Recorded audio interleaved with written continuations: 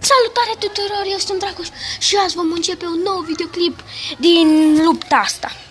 Știu că n-am filmat, iarăși n-am filmat de mult, fiindcă, vă zic, n-am timp. Da, m-am jucat eu până acum și sunt la mașina asta. Nou-nouță.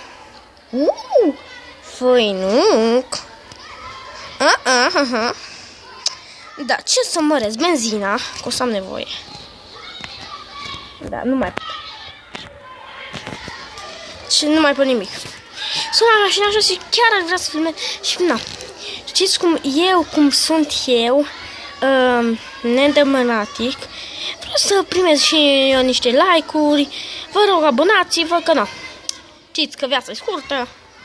Așa, mai departe. Bun. Aș vrea să vă zic că aș vrea să ajung la benzinăria cu voi. Aș vrea să ajung la benzinăria prima. Mă rog. Am crezut că mi-l foc. Aș vrea să ajung cu voi. Hai să vedem. Nu mai am benzină, nu mai am benzină. De ce nu mai am benzină? Nu mai am benzină. De ce nu am benzină? Că așa au vrut. Hai să pun ventilatorul ăsta. Bun, mă, băiete. Performant. Să începem.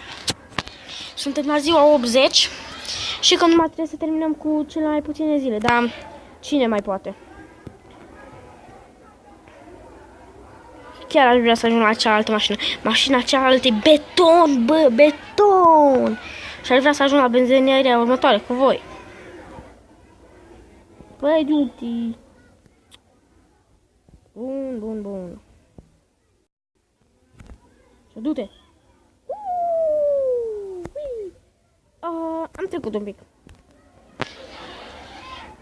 Măresc ce broțele. Da, ce mai mi le-am mărit și eu. Dacă știam eu asta, nu mai mi le-am mărit. Chiar fain joc, mie îmi place. Dacă nu vă place, nu. N-am ce face, dar mie chiar îmi place și o să-l continui să joc cam mereu, da? O să filmez acum, vreau să văd dacă primesc destule like-uri, cel puțin 10 like-uri, nu zvârci la like-uri, 10 like-uri dacă voi primi, voi mai filma cu plăcere acest videoclip, acest joc, de fapt. Și Minecraft vreau să joc, de mult nu mai am jucat Minecraft să vă arăt. Și aș vrea să o casă, că nu știu ce am pățit-o, nu mai am casa și vreau să vă arăt casa neapărat. Vreau să facem o casă cu voi.